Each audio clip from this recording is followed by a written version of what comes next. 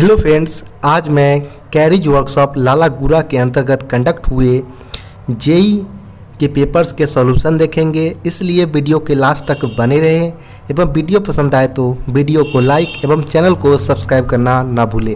चलिए शुरू करते हैं। सबसे पहले देखेंगे कि यह पेपर साउथ सेंट्रल रेलवे के अंतर्गत जो कैरिज वर्कशॉप लालागुरा आते हैं उसके अंतर्गत जूनियर इंजीनियर पोस्ट के लिए पेपर कंडक्ट हुआ था, जो कि 25% रैंकर कोटा के अंतर्गत ये पेपर कंडक्ट हुआ था और यह मैकेनिकल डिपार्टमेंट के अंतर्गत ये पेपर कंडक्ट हुआ था।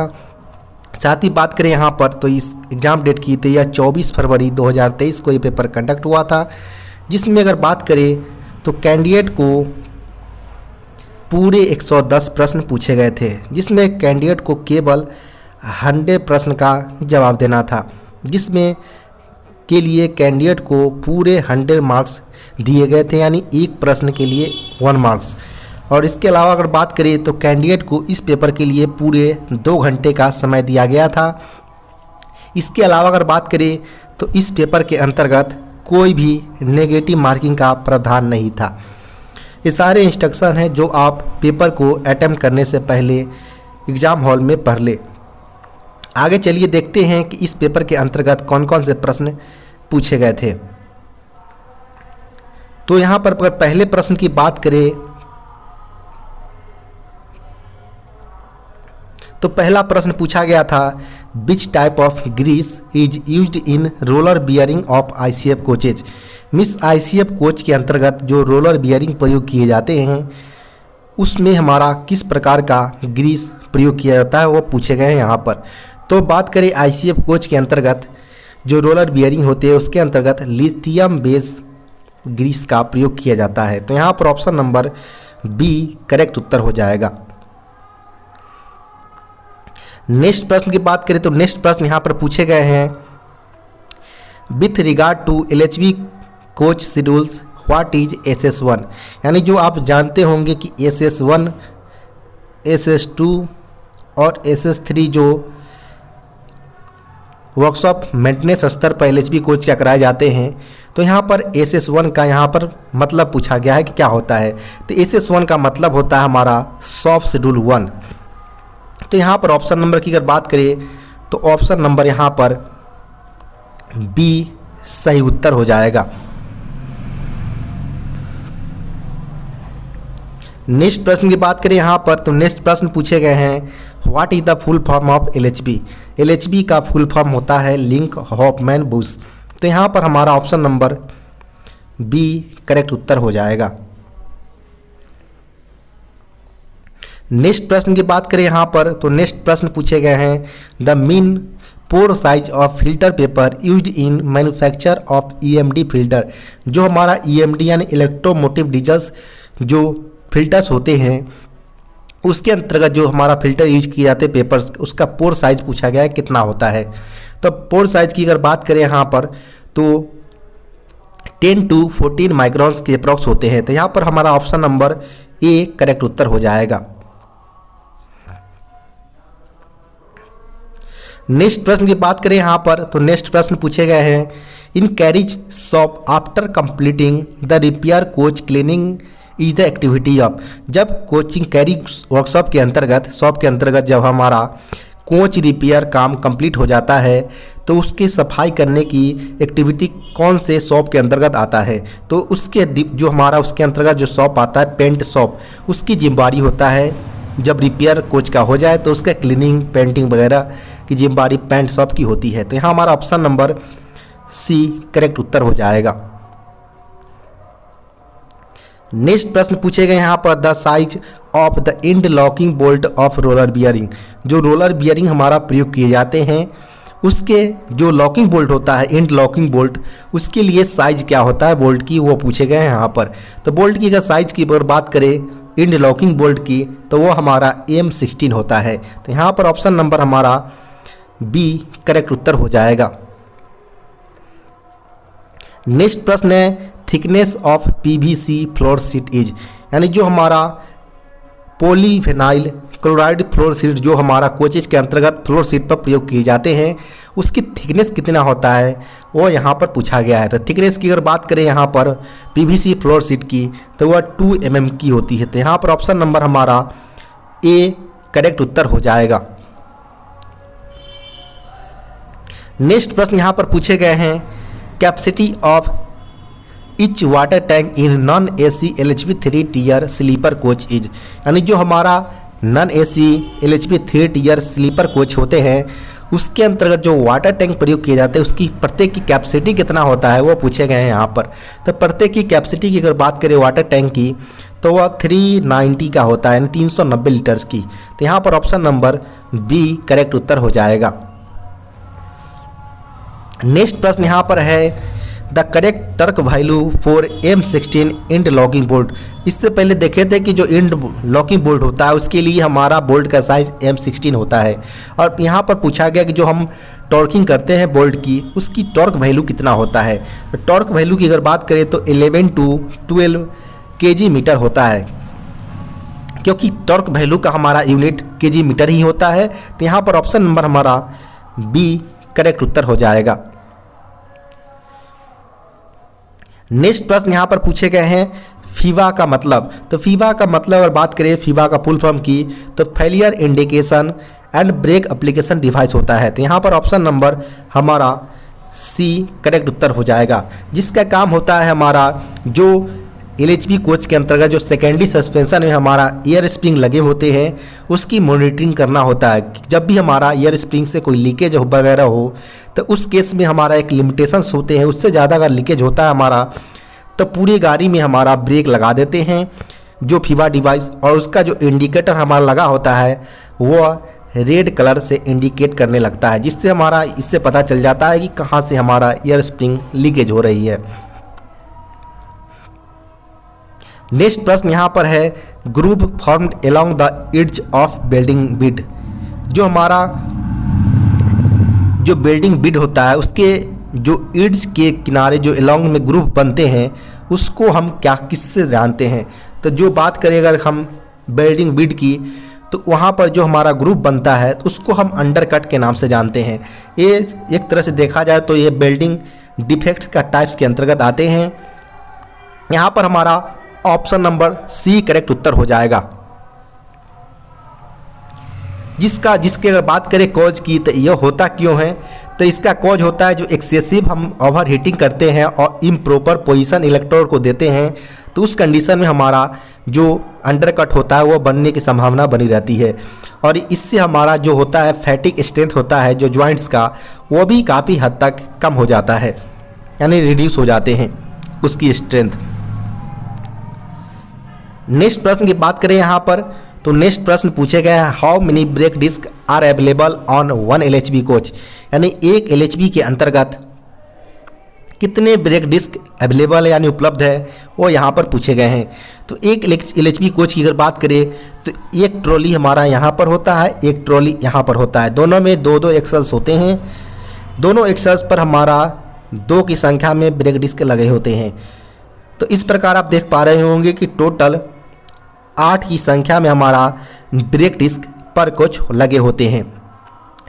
तो यहाँ पर अगर बात करें तो ऑप्शन नंबर की तो ऑप्शन नंबर यहाँ पर हमारा सी करेक्ट उत्तर हो जाएगा। 8 की संख्या में पर कोच ब्रेक डिस्क अवेलेबल होते हैं। इसके अलावा अगर बात करें ब्रेक डिस्क की तो ब्रेक डिस्क हमारा ग्रे कास्ट आयरन का बना होता है।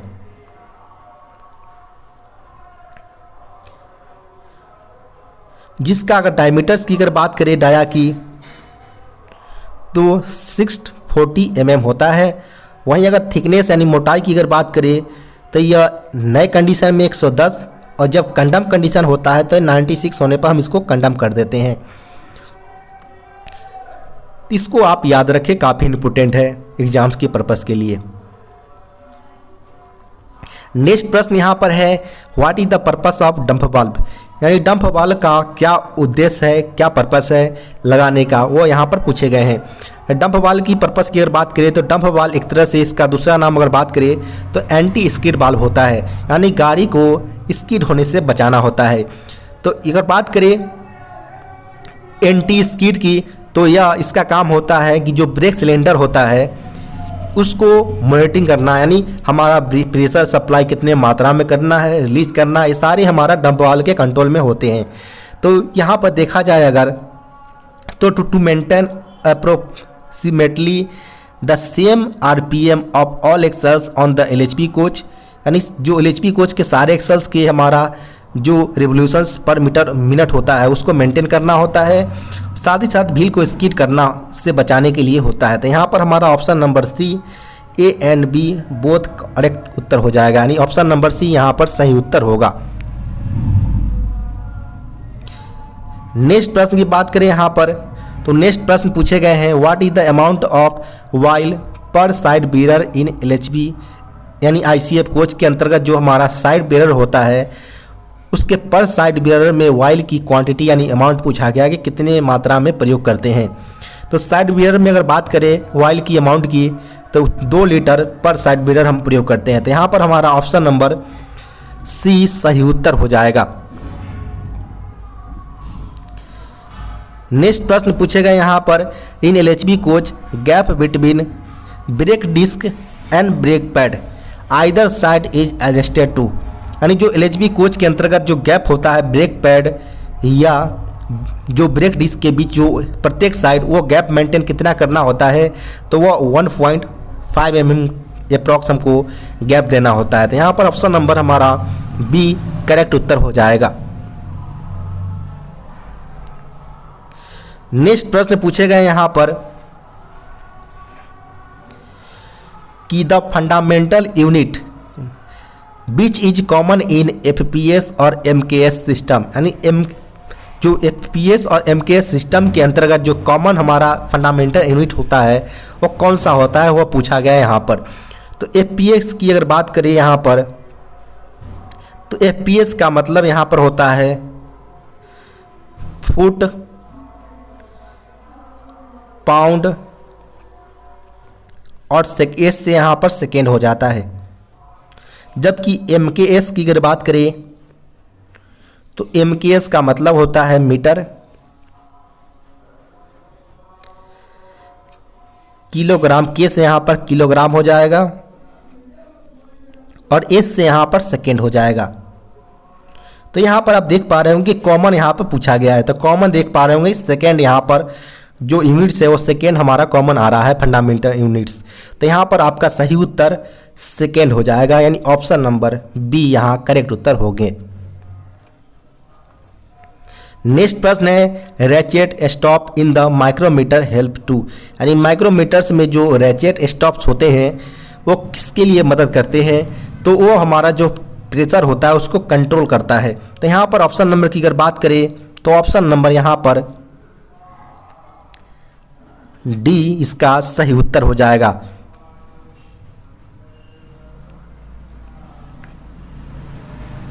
नेक्स्ट प्रश्न है pin and shaft fixed diameter checked with, यानी जो हमारा फिक्स्ड पिन और शाफ्ट का जो फिक्स्ड डायमीटर होता है उसको चेक किया जाता है किसके मदद से। तो अगर बात करें यहाँ पर पिन और शाफ्ट के लिए अगर डायमीटर्स की अगर, तो उसको हम रिंग गेज की मदद से हम डायमीटर्स को चेक करते हैं। तो यहाँ पर अगर बात करें तो ऑप्शन नंबर हमारा B करेक्ट उत्तर हो जाएगा। नेक्स्ट प्रश्न यहाँ पर है segmental chips are formed during machining, यानी जो सेगमेंटल चिप्स बनते हैं वो मशीनिंग के दौरान बनते हैं। किस चीज़ के मशीनिंग के दौरान यहाँ पर बनते हैं, तो जब हम कास्ट आयरन की मशीनिंग करते हैं तब जाकर हमारा सेगमेंटल चिप्स का फॉर्मेशन होता है। तो यहाँ पर ऑप्शन नंबर हमारा B करेक्ट उत्तर हो जाएगा। नेक्स्ट प्रश्न है what is the diameter of brake disc, brake disc का डायमीटर 640 होता है, यानी 640 mm, यानी ऑप्शन नंबर यहाँ C करेक्ट उत्तर हो जाएगा। वहीं अगर आपसे थिकनेस पूछा जाए कि थिकनेस कितना होता है यानी मोटाई, तो नए कंडीशन में 110 होता है और कंडम होने पर हम 96 mm पर हम कंडम कर देते हैं ब्रेक डिस्क को। वहीं यह ग्रे कास्ट आयरन का बना होता है।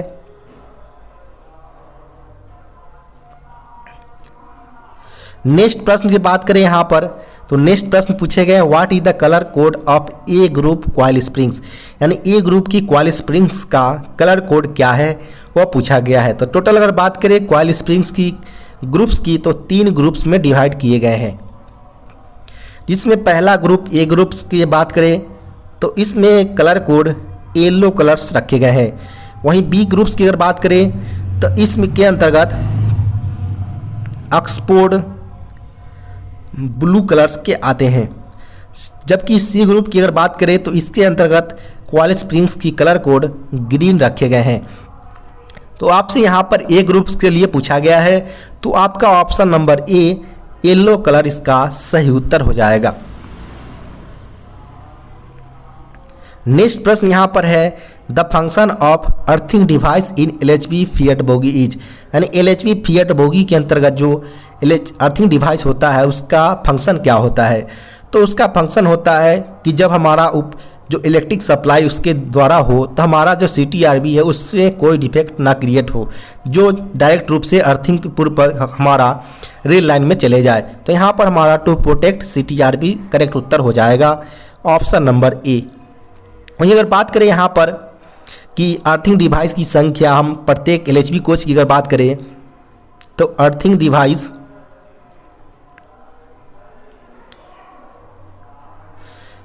डिवाइस की संख्या हमारा 01 प्रत्येक बोगी होता है, जबकि 02 प्रत्येक LHV कोच होता है। इसको आप याद रखें, इससे काफ़ी इंपॉर्टेंट सवाल प्रत्येक जो JEE लेवल के एग्ज़ाम से टेक्नीशियन लेवल्स के एग्ज़ाम है वहाँ पर इससे काफ़ी सारे प्रश्न बनते हैं कि अर्थिंग डिवाइस की संख्या प्रत्येक बोगी या प्रत्येक कोच में कितने की संख्या में लगे होते हैं। और इसका दूसरा यहाँ पर है कि इसका काम क्यों लगाए जाते हैं, तो इसको CTRV को प्रोटेक्ट करने के लिए लगाया जाता है। नेक्स्ट प्रश्न यहाँ पर है all the hangers should be tested to tensile load of, यानी जितने भी हैंगर्स होते हैं उसको कितने टेंसाइल लोड पर टेस्ट किया जाना चाहिए। तो टेंसाइल लोड कितने की बात करें तो 8 टन पर इसका हम टेस्टिंग करते हैं ऑल हैंगर्स को। तो यहाँ पर ऑप्शन नंबर हमारा बी करेक्ट उत्तर हो जाएगा।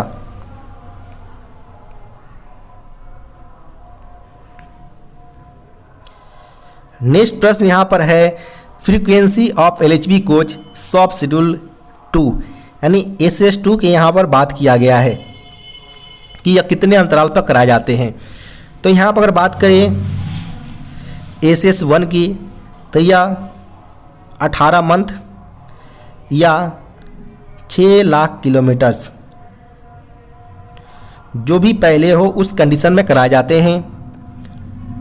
जबकि SS2 की अगर बात करें सॉफ्ट शेड्यूल 2 की तो 36 मंथ या 12 लाख किलोमीटर्स जो भी पहले हो उस कंडीशन में कराए जाते हैं। जबकि सॉफ्ट शेड्यूल 3 की अगर बात करें तो यह 72 मंथ्स या 24 लाख किलोमीटर्स जो भी पहले हो उस बेसिस पर कराए जाते हैं। चूँकि आपसे यहाँ पर सॉफ्ट शेड्यूल 2 पूछा गया है तो 36 मंथ या 12 लाख किलोमीटर्स बीच एवर अर्लियर, यानी जो भी पहले हो उस कंडीशन में हम कराएंगे। तो यहाँ पर ऑप्शन नंबर हमारा बी करेक्ट उत्तर हो जाएगा।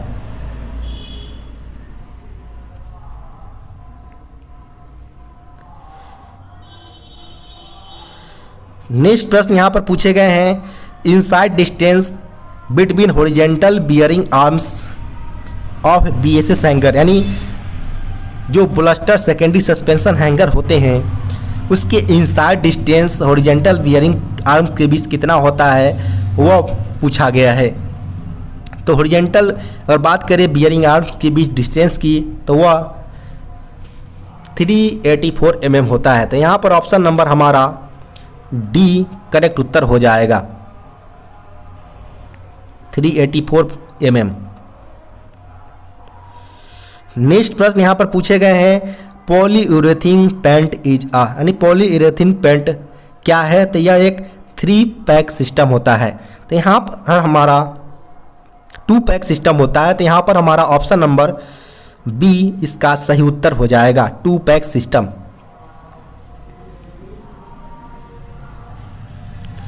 नेक्स्ट प्रश्न है flash butt welding is a, यानी फ्लैश बट वेल्डिंग क्या है। तो फ्लैश बट वेल्डिंग एक रेसिस्टेंट वेल्डिंग है जिसमें हमारा हीट को जनरेट किया जाता है वेरी काफ़ी स्पीड रैपिडली रूप से, जाकि जो दो हमारा जो सरफेस होता है दोनों एंड का हमारा मेंबर्स उसको जोड़ने में काम आता है। और यह एक इलेक्ट्रिकल रेसिस्टेंट क्रिएट करता है जॉइंट्स के जो हमारा आर्क होता है वहाँ पर, जिससे हमारा आसानी पूर्वक जो दो हमारा मेटल अगर हम जोड़ना हो तो वो आसानी पूर्वक जुड़ जाता है। अगर बात करें एग्जांपल की, तो ये जो जब हम दो रेल लाइंस वगैरह जोड़ते हैं तो उसमें फ्लैश बट वेल्डिंग का ही प्रयोग किया जाता है। जैसे यहाँ पर हमारा एक मेटल हो गया, एक दूसरा मेटल हो गया, यहाँ पर हमारा रेसिस्टेंट यानी मेटल क्रिएट किया जाता है, फिर यहाँ पर जाके इस तरह से फॉर्मेशन हो जाता है। तो यह एक देखा जाए तो ये हमारा फ्लैश बट वेल्डिंग का ही एग्जाम्पल है, यानी रेल लाइंस हमारा भारतीय रेलवे के अंतर्गत प्रयोग किया जाता है। तो यहाँ पर हमारा option number C resistant welding हो जाएगा।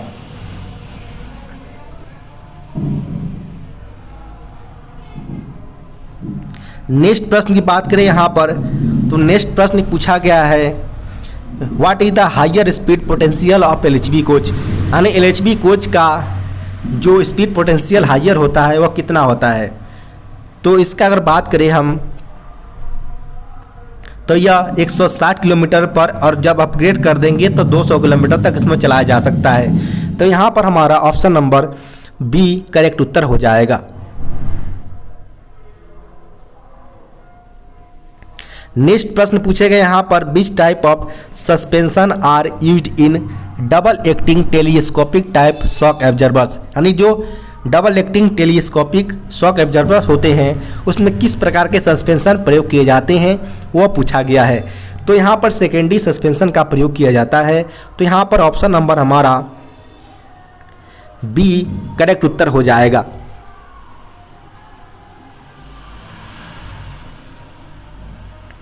नेक्स्ट प्रश्न यहां पर है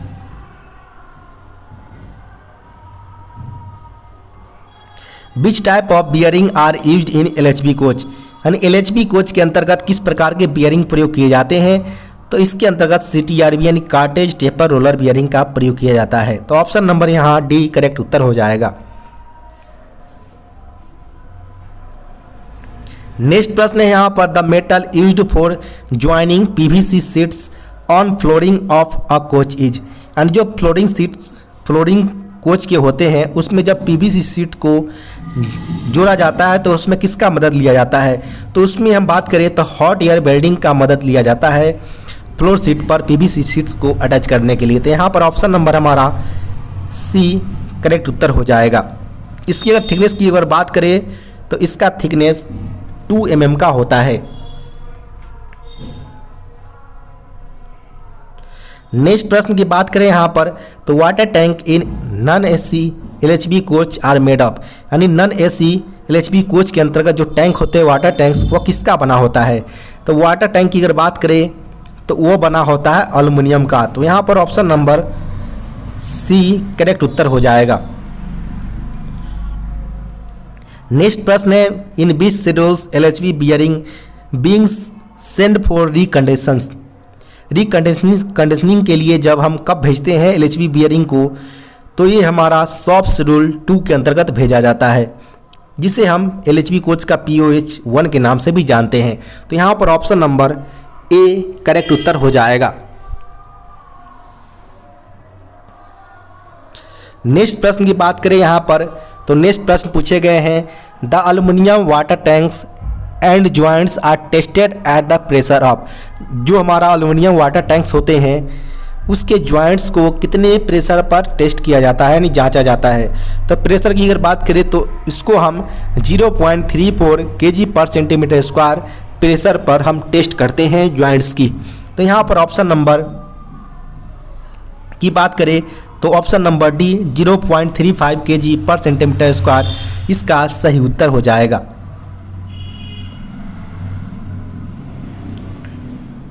नेक्स्ट प्रश्न यहाँ पर है FRP स्टैंड्स फॉर, यानी FRP का मतलब क्या होता है। तो फाइबर रेनफोर्स्ड प्लास्टिक इसका सही उत्तर होगा। तो यहाँ पर ऑप्शन नंबर सी करेक्ट उत्तर है।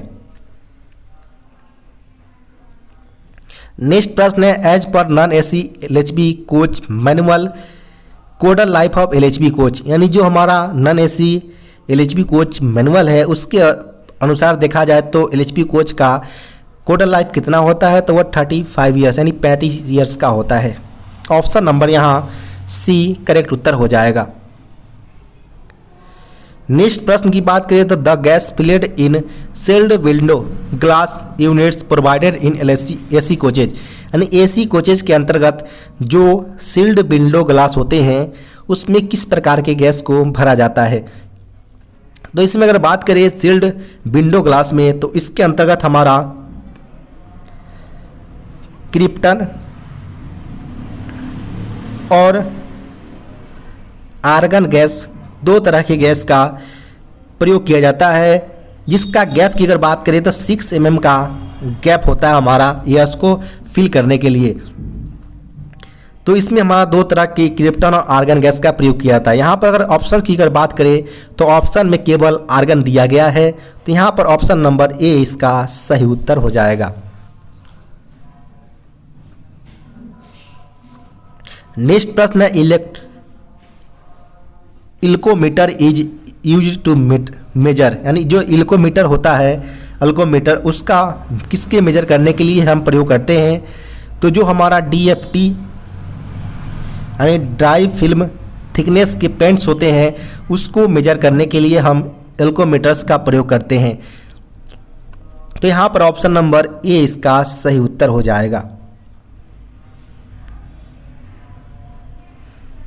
नेक्स्ट प्रश्न है इन ईयरलेसी स्प्रे, यानी ईयरलेस स्प्रे में क्या होता है, तो इसमें ईयर की रिक्वायरमेंट होती है। तो यहाँ पर ऑप्शन नंबर हमारा बी करेक्ट उत्तर हो जाएगा। नेक्स्ट प्रश्न है यहाँ पर oxy acetyl flame produces temperature around, यानी जो ऑक्सीजन एसिटिलेन जो फ्लेम होता है उसका वो कितने टेम्परेचर लगभग प्रोड्यूस करता है। तो अब बात करें यहाँ पर 3200 सेल्सियस तक का टेम्परेचर यहाँ पर किसके द्वारा प्रोड्यूस किए जाते हैं। तो ऑप्शन नंबर यहाँ पर सी करेक्ट उत्तर हो जाएगा। नेक्स्ट प्रश्न है what is the minimum DFT यानी dry film thickness of black Japan to be painted on coil springs, यानी जो हमारा कॉइल स्प्रिंग्स पर ड्राई फिल्म थिकनेस जो ब्लैक जापान टाइप्स के जो हम प्रयोग करते हैं पेंट करते हैं उसके कितने मिनिमम जो थिकनेस होता है वो कितना होता है। तो इसके अगर बात करें ब्लैक जापान के यहाँ पर बात किया गया है तो इसके अंतर्गत हमारा 35 माइक्रोन्स DFT होता है मिनिमम। तो यहाँ पर ऑप्शन नंबर सी करेक्ट उत्तर हो जाएगा। वहीं इसके अलावा अगर बात करें रेड ऑक्साइड्स की अगर यहाँ पर पूछा जाता तो रेड ऑक्साइड जिंक के लिए जो माइक्रोन होते हैं वो 50 माइक्रोन तक होते हैं।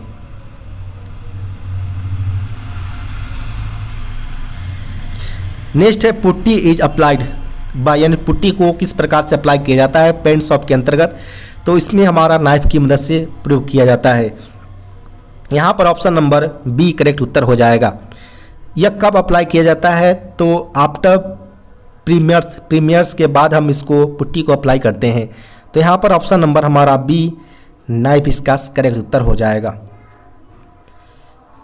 नेक्स्ट प्रश्न है shelf life of a paint indicates, यानी जो पेंट इंडिकेट करते हैं उसके सेल्फ लाइफ्स वो क्या इंडिकेट करते हैं।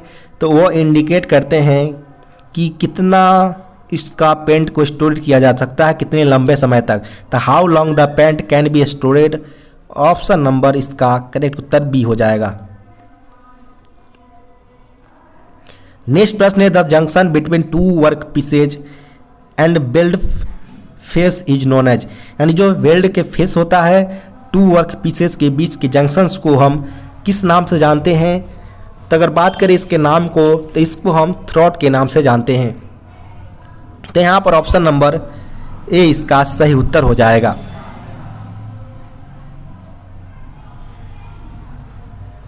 नेक्स्ट प्रश्न है laboratory pain in non AC coaches is made of, यानी नॉन एसी कोचेज के अंतर्गत जो लेबोरेटरी पेन होते हैं वो किसका बना होता है।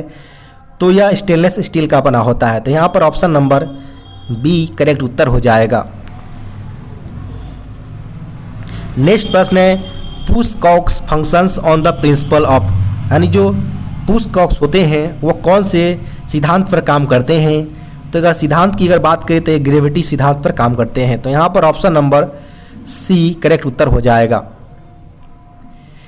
नेक्स्ट प्रश्न है यहाँ पर, what is the diameter of wash basin pipe in non AC coaches. यानी नॉन एसी कोचेज के अंतर्गत जो वॉश बेसिन होते हैं उसके पाइप की डायमीटर ने व्यास पूछा गया है, कितने mm के होते हैं।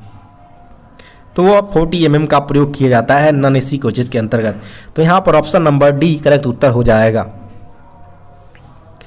नेक्स्ट प्रश्न यहाँ पर है, how many aluminium overhead tanks are available in SLR coach. SLR coach के अंतर्गत कितने एल्यूमिनियम ओवरहेड टैंक का प्रयोग किया जाता है, यानी अवेलेबल होते हैं, उपलब्ध होते हैं।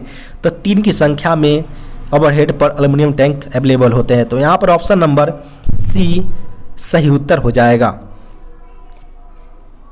नेक्स्ट प्रश्न यहाँ पर DEMU का फुल फॉर्म पूछा गया है।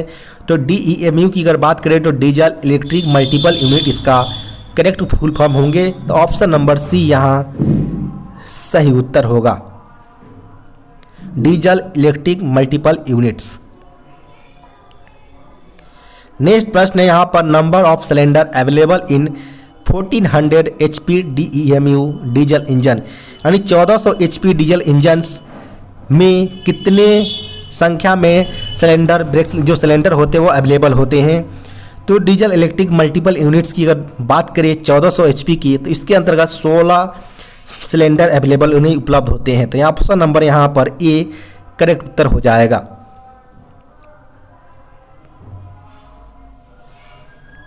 नेक्स्ट प्रश्न की बात करें यहाँ पर, तो नेक्स्ट प्रश्न पूछा गया, the wire diameter of non AC blaster spring. यानी नॉन एसी ब्लास्टर स्प्रिंग का जो वायर डायमीटर होता है वो कितने mm के होते हैं।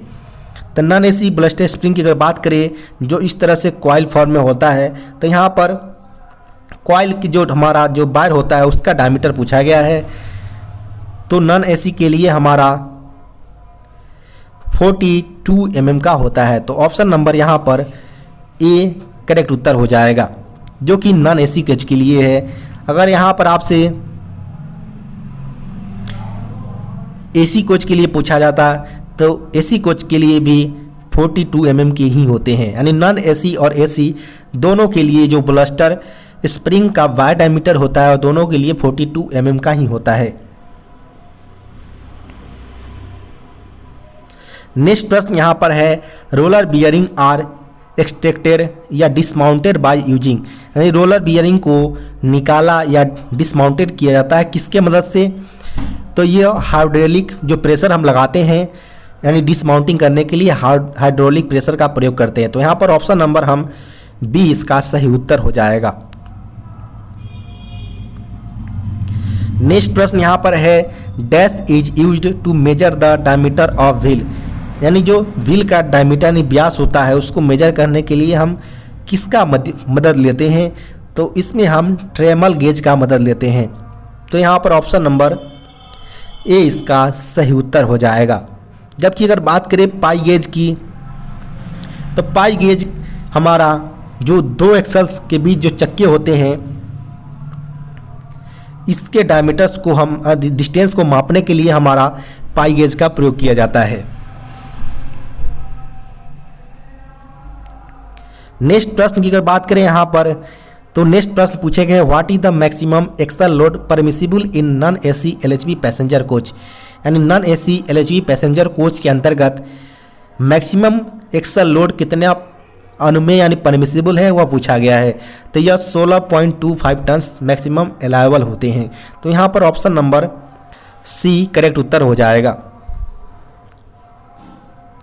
नेक्स्ट प्रश्न पूछे गए हैं, brake accelerator is connected to. यानी जो हमारा ब्रेक एक्सीलेटर होता है वो किससे कनेक्टेड होता है। तो वो हमारा ब्रेक पाइप से कनेक्टेड होता है। तो यहाँ पर ऑप्शन नंबर हमारा बी करेक्ट उत्तर हो जाएगा, जिसका जब हमारा गाड़ी के अंतर्गत इमरजेंसी ब्रेक एप्लीकेशन होता है तो उस दौरान यह ब्रेक एक्सीलेटर हमारा एक्टिव हो जाता है। तो यहाँ पर हमारा ऑप्शन नंबर ब्रेक पाइप इसका करेक्ट उत्तर होगा। नेक्स्ट प्रश्न की बात करें तो नेक्स्ट प्रश्न है, the maximum thickness of seats used in construction of ICF coach. यानी आईसीएफ कोच के निर्माण में जो सीट्स प्रयोग किए जाते हैं उसकी मैक्सिमम थिकनेस यानी मोटाई कितना होता है मैक्सिमम। तो मैक्सिमम की अगर बात करें यहाँ पर तो मैक्सिमम हम 16 mm तक के सीट का प्रयोग आईसीएफ कोच के कंस्ट्रक्शन में करते हैं। तो ऑप्शन नंबर यहाँ पर डी करेक्ट उत्तर हो जाएगा। नेक्स्ट प्रश्न यहाँ पर पूछे गए हैं dash is use to measure the roller clearance in roller bearing, यानी रोलर बियरिंग्स के क्लियरेंस को मेजर करने के लिए हम किसका प्रयोग करते हैं। तो रोलर बियरिंग्स के रोलर्स के जो रोलर्स लगे होते हैं रोलर बियरिंग के अंतर्गत, तो इसको मेजर करने के लिए हम जो इस तरह से रोलर लगे होते हैं तो इसके बीच को क्लियरेंस को मेजर करने के लिए हम फीलर गेज का मदद लेते हैं। तो यहाँ पर ऑप्शन नंबर हमारा ए करेक्ट उत्तर हो जाएगा।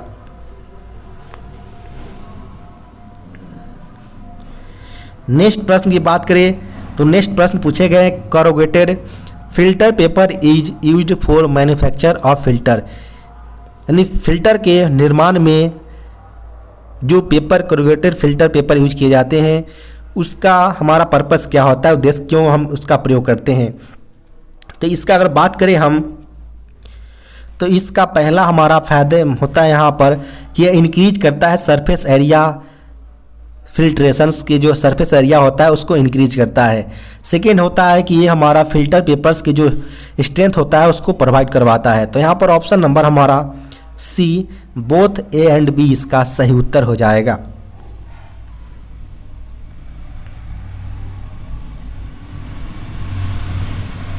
नेक्स्ट प्रश्न यहाँ पर है the welding process in which consumable electrode is use, यानी जो बेल्डिंग प्रोसेस होता है तो निम्नलिखित जो 4 ऑप्शंस दिए गए उसमें किसके अंतर्गत कंज्यूमेबल इलेक्ट्रोड का प्रयोग किया जाता है।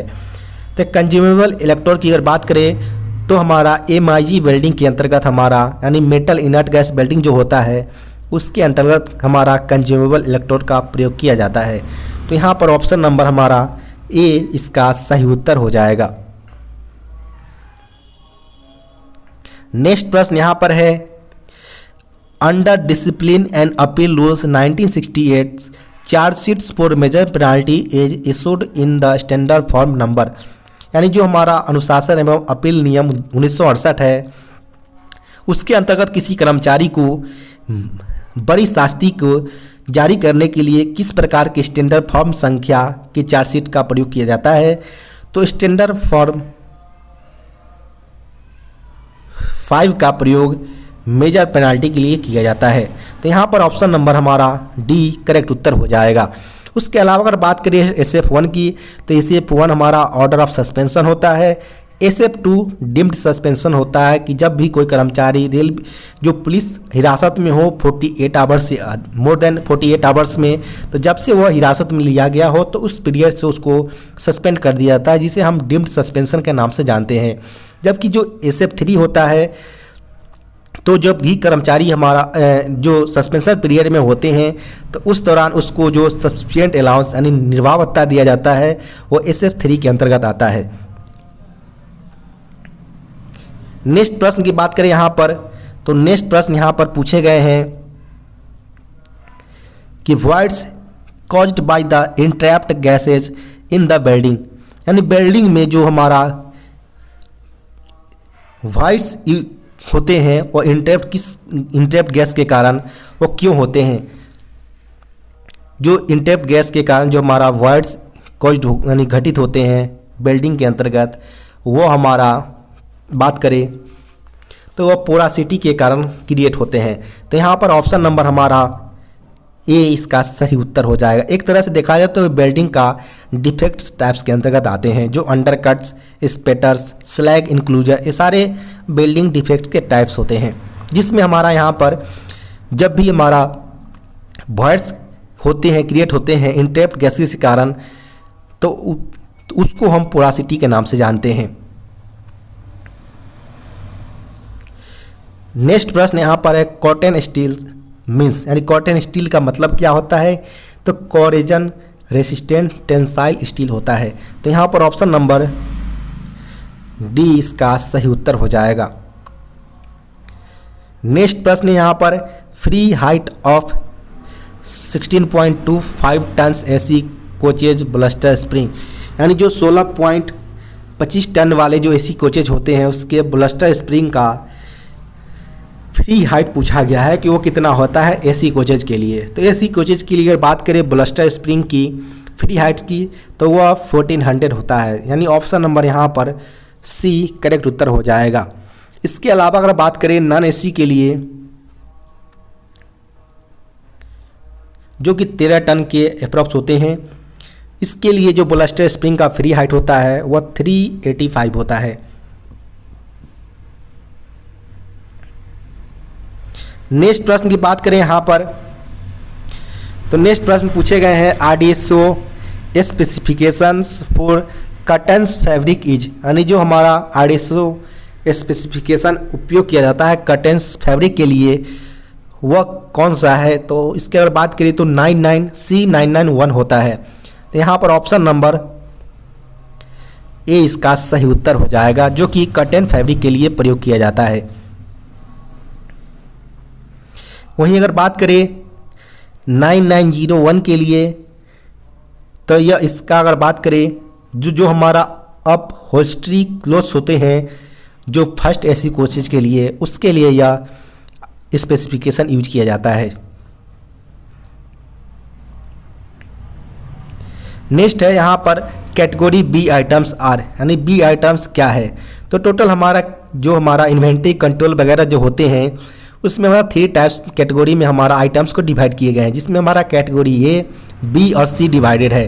तो जो भी हमारा जिसका एनुअल कंजप्शन सबसे ज़्यादा होता है उसको हम ए टाइप में, फिर उसके बाद बी कैटेगरी में, फिर सी कंजप्शंस के अनुसार डाला जाता है, और जैसे जैसे कंजप्शन नीचे की तरफ जाता है उसको हम लोअर एनुअल कंजप्शन के अंतर्गत कैटेगरी सी में रख देते हैं। तो यहाँ पर हमारा बी आइटम्स का मतलब पूछा गया है। तो items of medium annual consumptions value, यानी ऑप्शन नंबर हमारा सी इसका सही उत्तर हो जाएगा, क्योंकि बी के अंतर्गत मिडिल कंजप्शन वैल्यू ही होगा एनुअल के स्तर पर। नेक्स्ट प्रश्न यहाँ पर है air compressor capacity measures in, यानी एयर कंप्रेसर्स की क्षमता मेजर किया जाता है वो किसके अंतर्गत मेजर किया जाता है। तो वो अगर बात करें तो क्यूबिक फीट्स पर मिनट्स यानी CFM या क्यूबिक मिनट्स यानी मीटर क्यू पर मिनट्स के दो फॉर्मेशन में हम इसको मेजर करते हैं एयर कंप्रेसर्स की क्षमता का। तो यहाँ पर option number C both A and B इसका सही उत्तर हो जाएगा। नेक्स्ट प्रश्न की अगर बात करें तो नेक्स्ट प्रश्न पूछा गया है in how many hours will the oil separator in a compressor to be changed, यानी कितने घंटे में जो ऑयल सेपरेटर्स होते हैं कंप्रेसर्स के वो चेंज हो सकते हैं। तो बात करें यहाँ पर ऑयल सेपरेटर की एयर कंप्रेसर के अंतर्गत तो 4000 घंटे कम से कम लगता है इसको चेंज होने में। तो यहाँ पर ऑप्शन नंबर हमारा डी करेक्ट उत्तर हो जाएगा।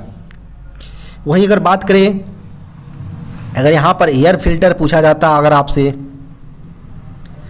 तो एयर फिल्टर के लिए 2000 आवर्स होते हैं। नेक्स्ट प्रश्न यहाँ पर है in 40 ton capacity EOT crane 40 ton representing, जो हमारा 40 टन का कैपेसिटी वाले EOT क्रेन होते हैं उसमें 40 टन क्या निर्देश करता है, यानी क्या रिप्रेजेंट करता है। तो जो यह 40 टन रिप्रेजेंट करता है वह सेफ वर्किंग लोड इंक को प्रयोग करती जो रिप्रेजेंट करता है। तो यहाँ पर ऑप्शन नंबर हमारा जो सेफ वर्किंग लोडिंग होता है उसको रिप्रेजेंट करता है।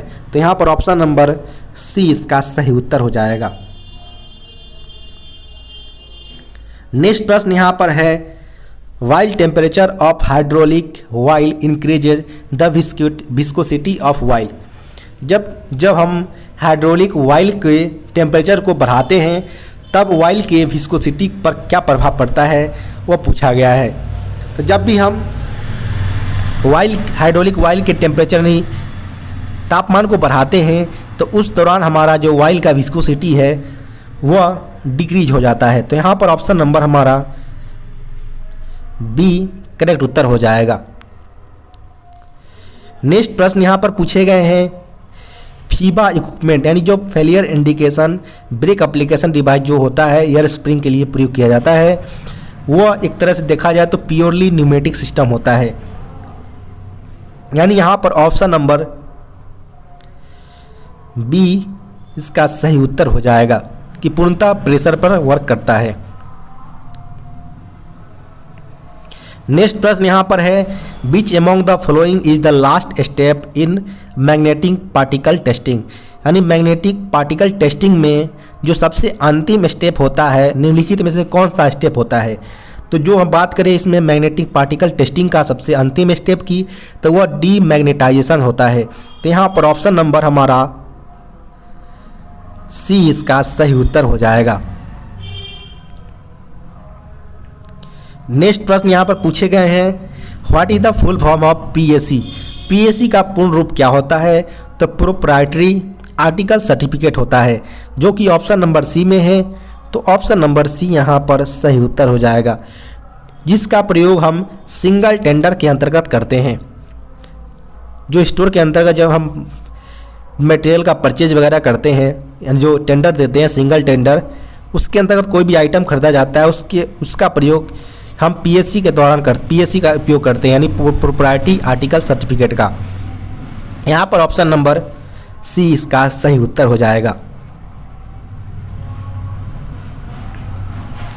नेक्स्ट प्रश्न यहाँ पर पूछे गए हैं, curtains and birth resins covers in LHB coaches have the property of.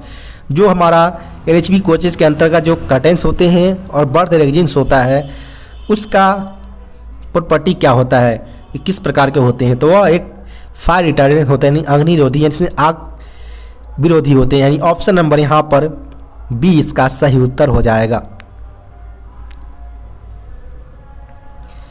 Next है IS specification number for compressed oxygen gas. यानी संपीड़ित ऑक्सीजन गैस के लिए आईएस स्पेसिफिकेशन नंबर कितना है वह पूछा गया है। तो IS specification number compressed oxygen gas के लिए IS 309/2005 हो जाएगा। यानी ऑप्शन नंबर बी इसका सही उत्तर है। नेक्स्ट प्रश्न है, how much current range required for 4 mm electrode. यानी 4 mm इलेक्ट्रोड के लिए कितने मात्रा में करंट रेंज की ज़रूरत होती है। तो करंट रेंज की अगर बात करें 4 mm इलेक्ट्रोड के लिए, तो वह 140 से लेकर 170 एम्पियर पर सेकेंड की जो हमारा करंट रेंज होता है वो रिक्वायरमेंट होता है। तो यहाँ पर ऑप्शन नंबर हमारा ए करेक्ट उत्तर हो जाएगा।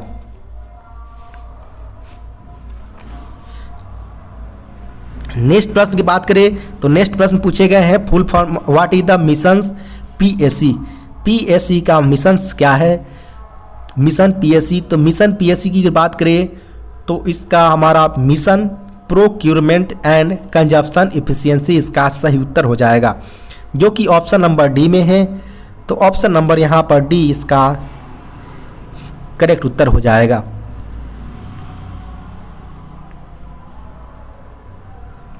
नेक्स्ट प्रश्न की बात करें यहाँ पर तो नेक्स्ट प्रश्न पूछा गया है, in the manual TIG welding. यानी टीआईजी वेल्डिंग के जो मैनुअल है उसके अंतर्गत the angle of electrode holder with the direction of welding. यानी वेल्डिंग के डायरेक्शंस के साथ जो इलेक्ट्रोड होल्डर होता है वह कितने एंगल्स का होल्ड करना होता है इलेक्ट्रोड हीटर्स के साथ। तो इलेक्ट्रोड हीटर्स की अगर बात करें वेल्डिंग के अंतर्गत, तो जो हमारा वेल्डिंग का डायरेक्शन होता है और इलेक्ट्रोड होल्ड के बीच एंगल शो होते हैं वो 70 डिग्री का रखा जाता है। तो यहाँ पर ऑप्शन नंबर डी इसका सही उत्तर हो जाएगा।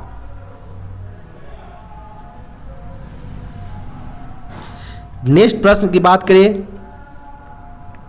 तो नेक्स्ट प्रश्न यहाँ पर पूछा गया है, which portal is used for railway employ for online application of passes.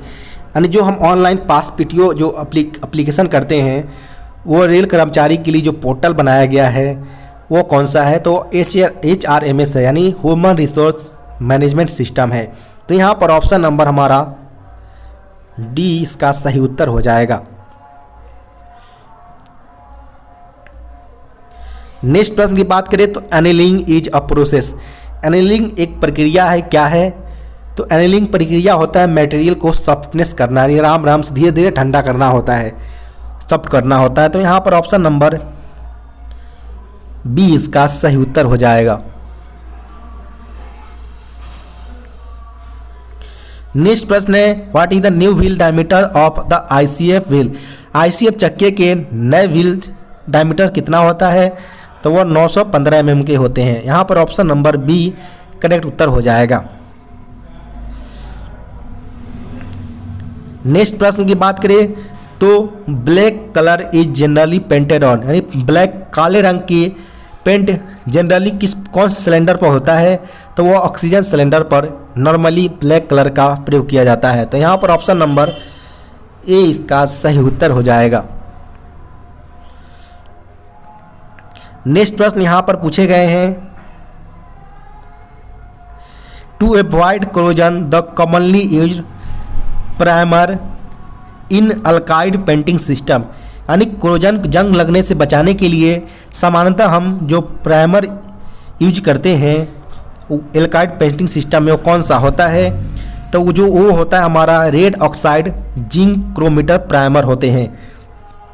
यानी यहाँ पर अगर बात करें तो ऑप्शन नंबर हमारा सी करेक्ट उत्तर हो जाएगा, जिसकी अगर माइक्रोन की अगर बात करें यहाँ पर सी करेक्ट उत्तर हो जाएगा। अगर इसके DFT यानी ड्राई फिल्म थिकनेस की अगर बात करें मोटाई की, तो इसका जो होता है ड्राई फिल्म थिकनेस वो 50 माइक्रोन्स होता है।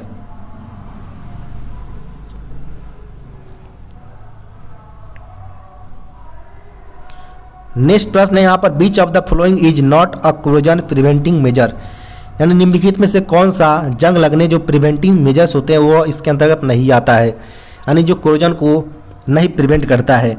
तो यहाँ पर बात करें तो पेंटिंग, गैल्वेनाइजिंग, फोटोफेथिंग, ये सारे हमारा कोरोजन्स को प्रिवेंट करता है, जबकि टेम्परिंग इसके अंतर्गत नहीं आता है। तो यहाँ पर ऑप्शन नंबर हमारा डी करेक्ट उत्तर हो जाएगा। नेक्स्ट प्रश्न यहाँ पर है in latest ICF coaches to prevent corrosion through floor sheet is made of. Latest ICF coaches के अंतर्गत जो कोरोजन को रोकने के लिए फ्लोर सीट प्रयोग लगाए जाते हैं वो किसके बने होते हैं, तो फ्लोर की अगर बात करें जो पूरे फ्लोर में लगाया जाता है कोरोजन को रोकने के लिए, वो फ्लोर जो होता है वो SS यानी स्टेनलेस स्टील 301 का बना होता है। तो यहाँ पर ऑप्शन नंबर बी करेक्ट उत्तर हो जाएगा।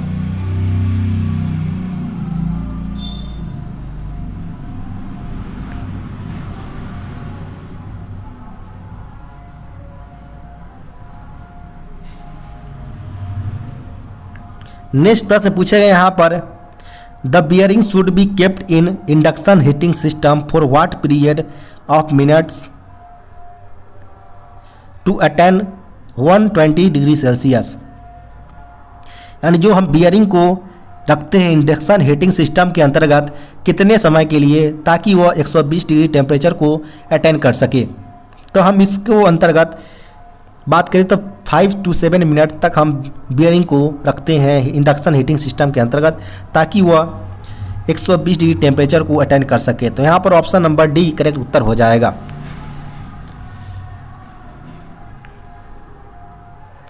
नेक्स्ट प्रश्न की बात करें तो नेक्स्ट प्रश्न पूछे गए हैं interference range roller bearing and general is, यानी जो रोलर बियरिंग और जनरल के इंटरफेरेंस रेंज होता है वो कितना होता है। तो इंटरफेरेंस रेंज की अगर बात करें तो वह 43 to 94 माइक्रोन्स तक होते हैं।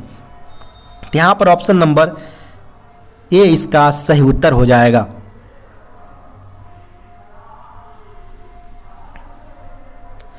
नेक्स्ट प्रश्न की बात करें यहाँ पर तो minimum regular service is required for railway employees to get eligibility for the post retirement complimentary pass, यानी PRCP, यानी पोस्ट रिटायरमेंट कम्प्लीमेंट्री पासेज जो होता है, जो रिटायरमेंट के बाद कर्मचारी को दिया जाता है, उसके लिए मिनिमम सर्विस पीरियड कितना होना चाहिए। तो मिनिमम ग्रुप सी या डी या ऑफिसर्स ग्रेड ए और बी ग्रुप्स के सारे के लिए minimum 20 years service regular service required होता है, जिसके बाद ही PRCP यानी post retirement complimentary passes issue किए जाते हैं। तो यहाँ पर ऑप्शन नंबर सी इसका सही उत्तर हो जाएगा। नेक्स्ट प्रश्न है, thickness of aluminium chequered sheet is used in doorways of WGS-CN coaches. यानी जो WGS-CN कोचेज है उसके डोरवेज में जो चेकर्ड शीट प्रयोग किए जाते हैं उसके एल्युमिनियम चेकर्ड शीट्स होते हैं उसकी मोटाई कितना होता है। तो एल्युमिनियम चेकर्ड शीट की अगर बात करें जो WGS-CN के डोरवेज में प्रयोग किया जाता है उसके थिकनेस 2.03 mm के होते हैं। तो यहाँ पर ऑप्शन नंबर की बात करें तो ऑप्शन नंबर डी करेक्ट उत्तर हो जाएगा, जबकि SLR के अंतर्गत यह 5 mm के प्रयोग किए जाते हैं। नेक्स्ट प्रश्न है, इन spot welding spacing between two spot belts should not be less than. जो स्पॉट वेल्डिंग होता है उसके भी जो स्पेस रखा जाता है 2 स्पॉट्स बेल्ट के अंतर्गत वो कम से किससे कम नहीं होनी चाहिए। तो वो एक हमारा जो डिस्टेंस डी होता है उससे कम नहीं होनी चाहिए। तो यहाँ पर ऑप्शन नंबर ए इसका सही उत्तर हो जाएगा। नेक्स्ट प्रश्न है, toxicity value of resins DTPB and curtains fabric as per RDSO specification is. जो टॉक्सिक वैल्यू होते हैं रेजिन्स के लिए, DTPB के लिए और कटेंज फैब्रिक के लिए वो RDSO स्पेसिफिकेशन किसके अनुसार होता है, कितना होता है वो टॉक्सिक वैल्यू। टॉक्सिसिटी की वैल्यू की अगर बात करें RDSO के अनुसार तो वो लेस देन 1 mm होता है। तो यहाँ पर ऑप्शन नंबर ए करेक्ट उत्तर हो जाएगा। नेक्स्ट प्रश्न है, in radiography testing dash ray are used to locate internal defect. Internal defects को इंडिकेट यानी लोकेट करने के लिए रेडियोग्राफी का जो मदद किया जाता है उसके अंतर्गत किस प्रकार के रेज का प्रयोग किया जाता है। तो इसके अंतर्गत गामा रेज और एक्स रेज दोनों का प्रयोग किया जाता है। तो यहाँ पर option number C both A and B इसका सही उत्तर हो जाएगा। नेक्स्ट प्रश्न यहाँ पर है, in the following test which is not a non destructive test. निम्नलिखित टेस्ट में कौन सा एक नॉन डिस्ट्रक्टिव टेस्ट नहीं है। तो नॉन डिस्ट्रक्टिव टेस्ट की अगर बात करें तो यहाँ पर देखा जाए तो नॉन डिस्ट्रक्टिव टेस्ट हमारा मैग्ना फ्लक्स टेस्ट होता है, डाई पेनिट्रेंट होते हैं, रेडियोग्राफी होता है। तीनों हमारा नॉन डिस्ट्रक्टिव टेस्ट के अंतर्गत आते हैं, जबकि इसमें यहाँ पर पूछा गया कौन सा नहीं है। तो यहाँ पर टेंसाइल टेस्ट नहीं हो जाएगा, यानी ऑप्शन नंबर डी यहाँ पर सही उत्तर है। नेक्स्ट प्रश्न पूछा गया GEM का फुल फॉर्म। तो गवर्नमेंट ई मार्केट पैलेस होता है जो कि स्टोर के अंतर्गत टर्म यूज किया जाता है जब टेंडर वगैरह को मंगाया जाता है गवर्नमेंट के द्वारा।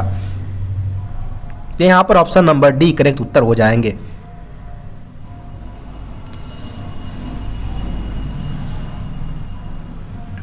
नेक्स्ट प्रश्न यहाँ पर, dash is the resistance of a material to plastic deformation by indentation. यानी इंडेंटेशंस के द्वारा जो प्लास्टिक का फॉर्मेशन डिफॉर्मेशन किया जाता है रेसिस्टेंट मटेरियल्स की, वो क्या कहलाता है। तो वह एक तरह से देखा जाए तो वह हार्डनेस कहलाता है। तो यहाँ पर ऑप्शन नंबर की बात करें तो ऑप्शन नंबर सी इसका सही उत्तर हो जाएगा। नेक्स्ट प्रश्न पूछे गए हैं AAC का फुल फॉर्म। तो AAC का फुल फॉर्म होता है वो एंटीसिपेटेड एनुअल कंजप्शन होता है। तो यहाँ पर ऑप्शन नंबर डी इसका सही उत्तर हो जाएगा। नेक्स्ट प्रश्न है, mounting of roller bearing is done by hitting the bearing on. यानी जो रोलर बियरिंग का माउंटेड किया जाता है वह बियरिंग को जब हिट किया जाता है तो क्या होता है। तो यहाँ पर अगर बात करें तो इंडक्शन हीटर्स यहाँ पर सही उत्तर हो जाएगा। यानी जब mounting of roller bearing is done by heating the bearing on, जब हीटिंग किया जाता है बियरिंग्स को इंडक्शन हीटर्स पर, तब जाकर हमारा रोलर बियरिंग्स का माउंटिंग होता है। तो यहाँ पर ऑप्शन नंबर डी इसका सही उत्तर हो जाएगा। यहाँ पर नेक्स्ट प्रश्न पूछा गया है 1 inch is equal to 1 inch 25.4 mm के इक्वल होते हैं। तो यहाँ पर ऑप्शन नंबर बी करेक्ट उत्तर हो जाएगा। नेक्स्ट प्रश्न यहाँ पर है buffer stock is known as. Buffer stock को जाना जाता है सेफ्टी स्टॉक के नाम से भी। तो यहाँ पर ऑप्शन नंबर बी करेक्ट उत्तर हो जाएगा।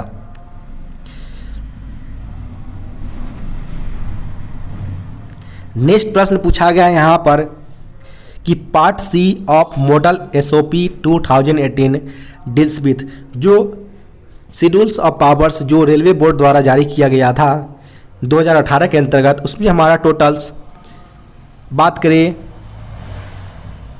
7 पार्ट्स में हमारा इसको डिवाइड किया गया था एमएसओपी को, यानी मॉडल ऑफ शेड्यूल्स पावर्स को 7 ग्रुप्स में डिवाइड किए गए थे, जिसमें हमारा यहाँ पर पार्ट सी पूछा गया है। तो पार्ट सी को अंतर्गत हमारा मिसलेनियस मैटर्स को डिस्कस किया जाता है। तो यहाँ पर ऑप्शन नंबर सी इसका सही उत्तर हो जाएगा। वहीं इसके बात करें वर्क्स मैटर्स की, तो वर्क्स मैटर्स को यहाँ पर पार्ट ए के अंतर्गत रखा गया है, मेडिकल मैटर्स को पार्ट बी में रखा गया है, जबकि स्टोर मैटर्स की अगर बात करें तो इसको डी ग्रुप्स के पार्ट्स में रखा गया है। यहाँ पर हमसे पार्ट सी पूछा गया था, तो option number C miscellaneous matters इसका सही उत्तर हो जाएगा।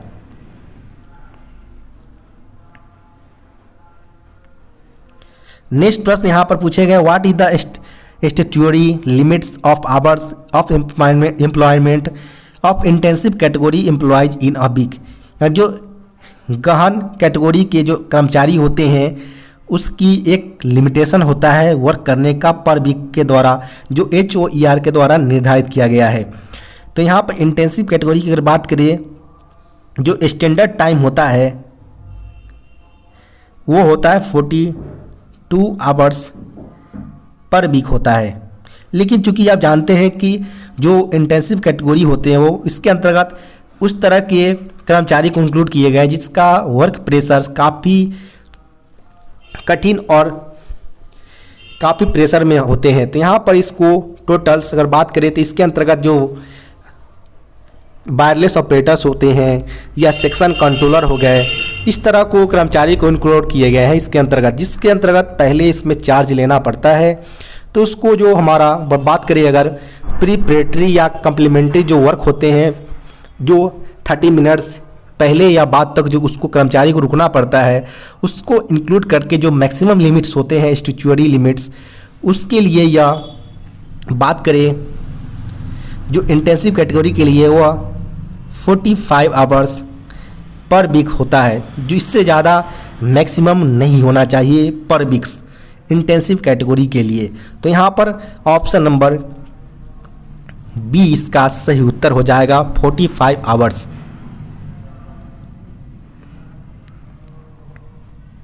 नेक्स्ट प्रश्न पूछे गए यहाँ पर which article of the constitutions of India empowers the Indian states to choose their own official language, यानी जो भारतीय संविधान के कौन सा अनुच्छेद जो भारतीय स्टेट्स को पावर या शक्ति देता है ताकि वो अपने राज्य का एक राजकीय भाषा चुन सके। तो प्रत्येक राज्य के लिए अगर बात करें तो आर्टिकल 345 यानी 345 यह पावर देता है प्रत्येक स्टेट्स को कि वो अपने राज्य के लिए एक ऑफिशियल लैंग्वेज चुन सके। तो यहाँ पर ऑप्शन नंबर डी इसका सही उत्तर हो जाएगा। 341 के अंतर्गत डेवलपमेंट ऑफ हिंदी का बारे में जिक्र किया गया है। नेक्स्ट प्रश्न यहाँ पर है if a state does not choose official language for itself from the language spoken in the states what language will be the official language, यानी किसी राज्य के अंतर्गत कोई भी ऑफिशियल लैंग्वेज नहीं चुना गया है जो उस राज्य की बोले जाने वाली भाषा है, तो उस राज्य के लिए जो ऑफिशियल लैंग्वेज होता है वो ऑटोमेटिक इंग्लिश लैंग्वेज हो जाता है। जो कि आप देख पा रहे होंगे कि जो अरुणाचल प्रदेश है यहाँ पर ऑफिशियल जो लैंग्वेज है वो इंग्लिश ही है। तो यहाँ पर ऑप्शन नंबर सी इसका सही उत्तर हो जाएगा। नेक्स्ट प्रश्न है union of India is classified into dash region under the official language rules, यानी जो राजकीय भाषा नियम के अनुसार भारत के जो संघ है उसको कितने भागों में डिवाइड किया गया है, तो उसको टोटल 3 क्षेत्र में डिवाइड किया गया है ए, बी और सी रीजन्स के अंतर्गत। तो यहाँ पर ऑप्शन नंबर सी इसका सही उत्तर हो जाएगा। नेक्स्ट प्रश्न है यहाँ पर when is the Hindi day is celebrated, यानी कब हिंदी दिवस को मनाया जाता है प्रत्येक वर्ष। तो जो राष्ट्रीय हिंदी दिवस की अगर बात करें तो प्रत्येक वर्ष 14 सितंबर को मनाया जाता है। तो यहाँ पर ऑप्शन नंबर बी करेक्ट उत्तर हो जाएगा। वहीं अगर आपसे वर्ल्ड हिंदी दिवस अगर पूछा जाता तो वह 10 जनवरी पर ईयर होता है। नेक्स्ट प्रश्न है, how many Hindi courses are prescribed for central government employ, यानी केंद्रीय कर्मचारियों के लिए कितने हिंदी कोर्सेज निर्धारित किए गए हैं। तो टोटल 3 कोर्सेज है, जिसमें पहला है प्रबोध, सेकेंड है प्रवीण और थर्ड है प्राग। तो यहाँ पर ऑप्शन नंबर सी इसका सही उत्तर हो जाएगा। यहाँ पर पूछा गया है नेक्स्ट प्रश्न के अंतर्गत कि what is the elementary Hindi courses prescribed for central government employees, केंद्रीय कर्मचारियों के लिए जो प्रारंभिक हिंदी कोर्सेज होता है वो कौन सा है। तो टोटल 3 कोर्सेज निर्धारित किए गए हैं, जिसमें पहला कोर्स जो होता है वो प्रबोध होता है। तो यहाँ पर ऑप्शन नंबर डी यहाँ पर सही उत्तर हो जाएगा। वहीं अगर आपसे फाइनल पूछा जाता तो फाइनल होता है प्राग।